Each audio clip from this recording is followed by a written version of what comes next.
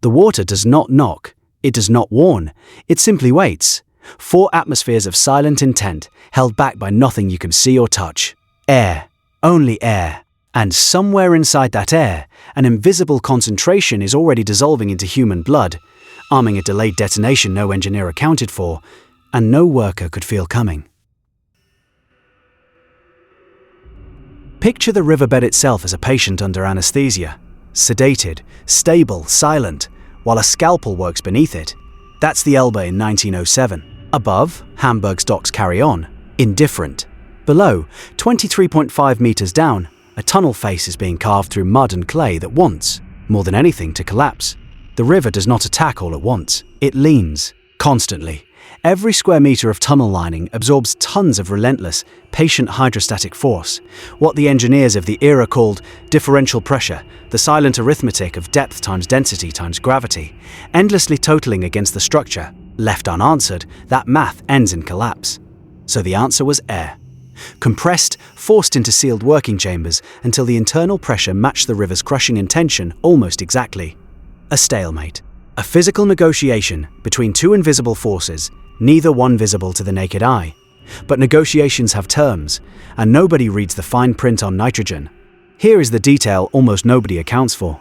The atmosphere we breathe at the surface is roughly 78% nitrogen, inert, harmless, unnoticed, at normal pressure.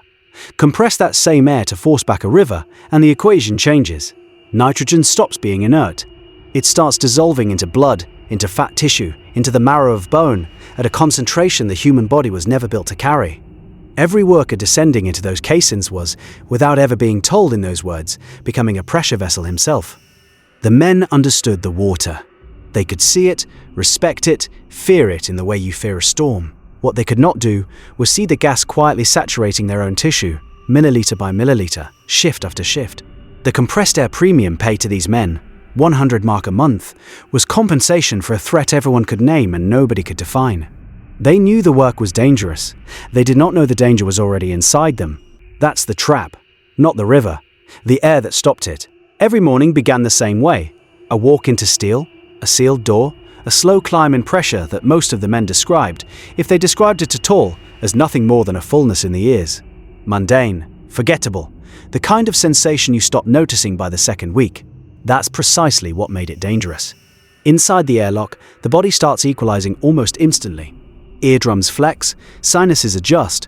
It feels, subjectively, like adaptation, like the body winning a small private argument with the atmosphere. But adaptation and absorption are not the same event. While the ears settle, nitrogen is moving, dissolving steadily into the bloodstream, migrating into fat-rich tissue, settling into joints, into the spinal cord, into places that will not announce their new tenant for hours. Think about the ordinary shape of that routine. A man steps through the lock. He feels the pressure rise, feels his ears pop, feels nothing else worth mentioning. He picks up his tools. He starts digging. Somewhere behind his sternum, in the marrow of his own femur, gas is accumulating that he cannot sense, cannot measure, cannot stop. There is no itch for saturation, no warning light, just work, and beneath the work, an invisible arithmetic running in the opposite direction of his awareness. Construction manager Stockhausen ran a project considered by the standards of the era, exemplary. Safety measures were in place, a hyperbaric physician was present, decompression procedures existed and were followed. And still, this is the part worth sitting with, the workers spent 1.5 hours daily simply entering and exiting the pressure locks, a routine so normalized it became indistinguishable from clocking in. 1.5 hours, every single day. Just managing the transition between two atmospheres that the body was never designed to inhabit, interchangeably. 90 minutes of decompression, repeated across 4 years, thousands of individual transitions. Each one a small, deliberate negotiation between the chamber and the bloodstream, and each one only as effective as the discipline behind it. Underneath that routine, a slower process kept accumulating. Nitrogen doesn't announce a threshold. There's no alarm, no gauge on the human body reading dissolved gas concentration. The men returned to normal pressure, feeling more often than not entirely fine. Some of them were. Others were carrying a chemical inheritance that hadn't finished settling. This is systemic failure in its earliest form. Not an event, but a condition quietly compounding beneath ordinary behavior. A man could complete a full shift, climb out, eat dinner, sleep soundly, and wake up carrying bubbles he could not have felt form. He might walk to breakfast the next morning with a faint ache in his knee. and blame it on the ladder, on the cold, on age, never on the atmosphere he'd breathed the day before. The tunnel's engineering was sound, the physics of the human body underneath it were about to disagree. Numbers, eventually, tell the truth that routine conceals. 615 workers reported mild symptoms of what the era called Druckluftkrankheit, decompression sickness in its earliest, least merciful form. Joint pain, dizziness, a creeping numbness in the limbs that men learned grimly to recognize in one another before they recognized it in themselves. 74 cases escalated further. Severe, the kind of pain that folded a man over mid-step, that put him on a stretcher instead of a bench. There's a particular kind of dark solidarity that forms around shared, unspoken risk. Men who worked the same shift began watching each other for the telltale stagger, the wince, the sudden grip on a railing, normalizing, without ever naming it, a condition that was actively dissolving bubbles into their own joints in real time. But the most unsettling detail from the record isn't human at all. Two animals, a dog and a monkey, were kept stationed at the digging shield, not as mascots. As instruments, author Whitthall documented precisely why. Both species reacted with unusual sensitivity to oxygen deficiency, collapsing into unconsciousness faster than any human indicator could reliably warn of. Because both reacted particularly sensitively to oxygen deficiency, Whitthall wrote, we knew that danger was imminent if both or one of them fell unconscious. Sit with that for a moment. The most advanced early warning system available to 1911 tunnel engineering was a dog's breathing. Picture the scene as plainly as the record allows. A caged dog and a monkey, positioned near the working face, breathing the same compressed atmosphere as every man on shift. No dial, no digital readout. Just two animals whose nervous systems reacted to falling oxygen faster than any human could describe feeling faint.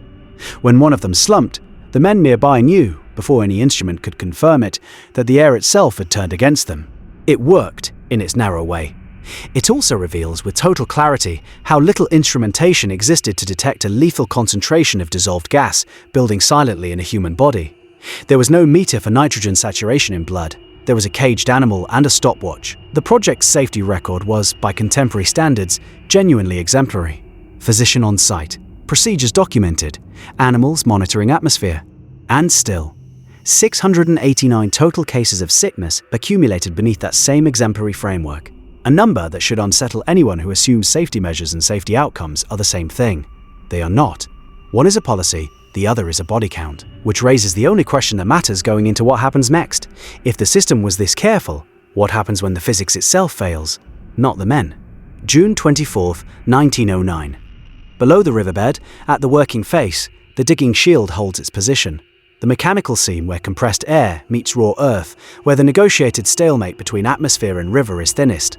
On that day, the stalemate broke. Compressed air found a gap beneath the shield and escaped, rapidly, violently, without warning. And here is where the physics turns vicious. Escaping air doesn't just vent, it reverses the differential pressure that had been holding the river in check, and reversal creates suction, a dangerous, inward-pulling vacuum where moments earlier there had been outward-pushing stability. One worker on site described it afterward in words that need no embellishment. The compressed air had found a way under the shield and escaped rapidly, and a dangerous suction arose. Think about what that means physically. The barrier that had been pushing the Elbe River backward, meter by meter, for 2 years, suddenly inverted, and started pulling the tunnel toward the river instead of holding the river away. Imagine standing at the face when it happens. The thrum of the compressor changes pitch first, a sound the men would have known instinctively is wrong, the way a sailor knows a changing wind before he can name it. Then the roar. Air tearing sideways beneath the shield, the pressure that had cradled the tunnel for 2 years suddenly draining away into the riverbed itself, and in its place, a vacuum pulling inward with the full weight of the Elbe behind it. Men climbed. That's the entire strategy available to them in that moment.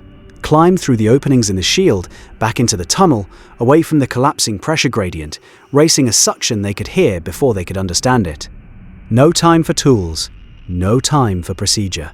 Just the openings in the shield, and the men scrambling through them one after another, boots slipping on wet steel, the roar behind them growing louder with every second the breach stayed open. Half the tunnel's equipment filled with water in the chaos that followed. Half, not all, and that distinction is the entire story of this near catastrophe. The difference between a construction delay and a mass drowning came down to which side of the shield a man happened to be standing on when the pressure inverted. A few meters, a few seconds. That was the entire margin between an equipment loss logged in a construction report and a fatality logged in a coroner's file.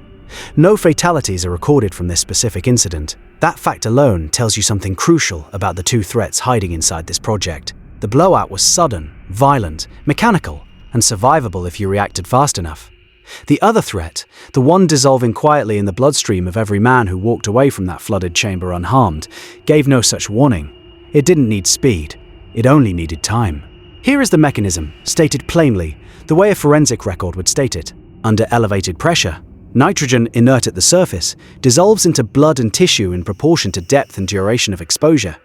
Reduce that pressure too quickly, and the gas can no longer stay dissolved. It comes out of solution. Not gradually, not evenly. It forms bubbles, inside blood vessels, inside joints, inside the spinal cord itself. The way a soda bottle releases its fizz the instant the cap comes off, except this isn't carbonation escaping a bottle. This is gas embolism inside a living human circulatory system. The clinical term of the era was Taucherkrankheit, decompression sickness in its most severe expression. Type 2 in modern classification, respiratory distress, once grimly nicknamed the chokes, neurological disturbance, the staggers, circulatory collapse, the shocks. Each one a different organ system announcing the same underlying catastrophe. Nitrogen bubbles physically obstructing blood flow, starving tissue of oxygen at the cellular level. Cellular starvation, precisely and clinically, is the mechanism of death. Respiratory paralysis was the terminal event for the worst cases. The lungs simply stop receiving the signal to continue. There is no external wound, no visible trauma, just a body that internally has been sabotaged by its own dissolved atmosphere. 3 men died this way. 3. Out of 4,400 workers who passed through those airlocks across 4 years of construction, the hyperbaric physician on site, present specifically because this danger was anticipated, still faced cases where the pathology outran the treatment. Recompression could sometimes reverse the process, forcing bubbles back into solution before permanent damage set in. But timing mattered more than intention. A man showing symptoms hours after his shift, back home away from the treatment chamber, had already lost the window that might have saved him. Picture the infirmary on a bad week. A man carried in doubled over, unable to straighten his own leg, sweat soaking through his shirt though the room was cold. The physician recognizes the pattern immediately. He has seen it before, and he will see it again. But recognition is not always enough. Some men respond to recompression within the hour. Others do not respond at all. The difference between the two, more often than not, was simply how long the bubbles had already been circulating before anyone noticed the stagger, the slurred word, the sudden collapse against a support beam. This is what unavoidable means in a forensic sense. Not that nothing could be done. That nothing available in 1911 could act fast enough, every time, for every case, against a mechanism this fast and this invisible. 689 men survived their encounter with that mechanism, carrying joint damage, tissue damage, symptoms that outlasted the project itself. 3 did not survive it at all. The tunnel held back the river perfectly.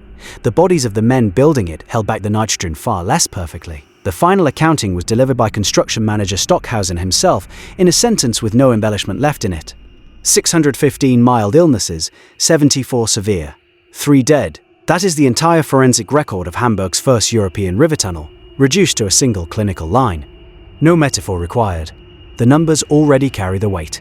The Alter Elbtunnel opened on September 7, 1911. 426 meters of finished bore beneath the Elbe, 23.5 meters at its deepest point, a technical achievement modeled on the Clyde Tunnel and unmatched at the time anywhere else on the continent. Dock workers crossed beneath the river within it, for the first time in the city's history. The engineering had done exactly what it was built to do. Consider what that opening day actually represented, beneath the ceremony of it. Crowds walked through a bore that had been fought for, meter by meter, against a river that never once breached the structure. What they could not see, walking through that finished tunnel, was the 4 years of dissolved gas, the 689 men who had carried something invisible out of those chambers along with their wages. The tunnel looked flawless because the failure never touched the concrete. It touched the men standing inside it. Out of 4,400 men who worked beneath that river, 16% developed decompression sickness in some form. That is the true incidence rate behind a project remembered publicly as a triumph. The compressed air that held back the Elbe River never failed, not once. Structurally, the differential pressure equation balanced precisely as calculated for 4 years without a single structural collapse.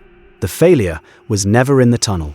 It was in the 689 bodies asked to carry an atmosphere they were never built to hold, and the 3 that could not carry it at all. Sacrifice is the only accurate word left for what those men provided. Not heroism, not tragedy in the dramatic sense, sacrifice in the coldest and most literal meaning of the term. Immeasurable documented forensic cost paid in nitrogen, in joint tissue, in 3 lives, so that a tunnel could exist where a river had been. That's the record. That's where it ends.